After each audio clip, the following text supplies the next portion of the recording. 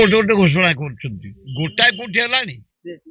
ମୋହନ ମାଝୀ 2 ବର୍ଷ 6 ମାସ 3 ମାସ ରହିଲେଣି ପ୍ରାୟ 20ଟା ପ୍ରୋଜେକ୍ଟ ଘୋଷଣା କଲେଣି। ପ୍ରାୟ ମୁଁ ଭାବୁଛି ବୋଧେ 10,000 କୋଟି ଟଙ୍କାର ପ୍ରୋଜେକ୍ଟ ଆଣି ସାରିଲୁଣି ବୋଲି କହିଲେଣି। ଗୋଟାଏ କମର୍ସିଆଲ କୋଉଠି ହେଲାଣି କାଇଁ ଦେଖାଅ କରିକି ଦେଖାଅ କରିକି ଦେଖାଅ କାହିଁ କୋଉଠି କଣ ଆରମ୍ଭ ହେଲା। ସେଠାକାର ବିଧାୟିକା ଯାଇକି ପଶ୍ଚିମବଙ୍ଗରେ ନିର୍ବାଚନ ପ୍ରଚାର କରୁଛନ୍ତି। ସେଗୁଡାକ ଭୋଟ ପ୍ରଚାର ବେଳେ ଇଆଡେ ହଠାତ୍ ହେଇଛି ଅତ୍ୟାଚାର। ସେ ଆସିକି ତଦନ୍ତ କରେଇବେ, ହଁ ଫେରି ଆସିବେ। ସିଆଡେ ପ୍ରଚାର ସରିଲାଣି। ସେମାନେ ସବୁ ବିଜେପିର ଇଣ୍ଡିଆ ଯାକ ନେତା ୱେଷ୍ଟବେଙ୍ଗଲରେ ଡେରା ପକେଇଛନ୍ତି।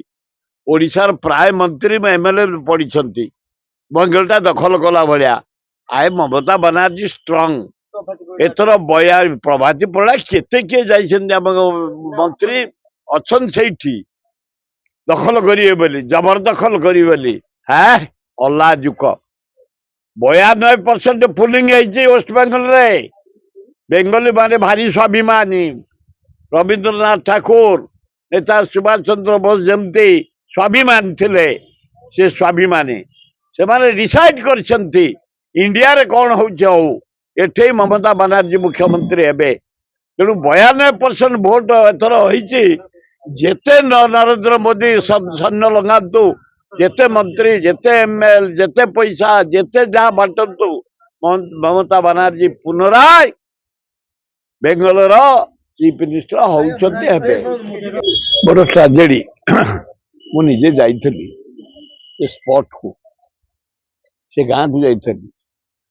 ପୋଲିସ ମାନେ ରାତି 2ଟାରେ ପଶି ସ୍ତ୍ରୀ ଲୋକମାନଙ୍କୁ ବାଡ଼େଇଛନ୍ତି। ପ୍ରାୟ 7 ଜଣ ସ୍ତ୍ରୀ ଲୋକଙ୍କୁ ତାଳୁ ଫାଟିଛି। ବୁଢ଼ା ଗୁଡ଼ାଙ୍କୁ ବାଡ଼େଇଛନ୍ତି, ପିଠି ଗୁଡ଼ା ଫାଟି ଯାଇଛି ଏବଂ ସାଂଘାତିକ ପରିସୃଷ୍ଟି କଲେ।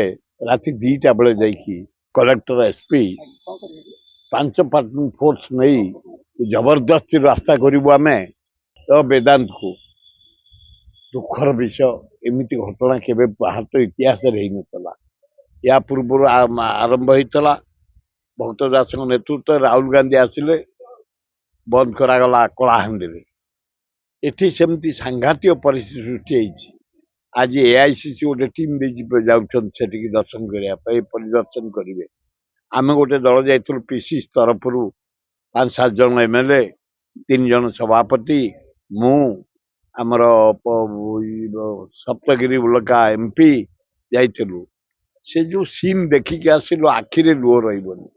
ସେ ସ୍ତ୍ରୀ ଲୋକମାନଙ୍କୁ ଯୋଉ ମାଡ଼, ହଗା ନଗା ମାଡ଼, ପୁରୁଷ ମାନଙ୍କୁ ମାଡ଼। ଗୋଟେ ଆଦିବାସୀ ମୁଖ୍ୟମନ୍ତ୍ରୀ ମୋହନ ମାଝୀ, ତମେ ନିଜେ ଯାଉନ ସ୍ପଟକୁ? ତମ ଭଉଣୀ ମାନଙ୍କୁ କେମିତି ଅତ୍ୟାଚାର କରାଯାଇଛି, ମାଡ଼ ମରା ହେଇଛି।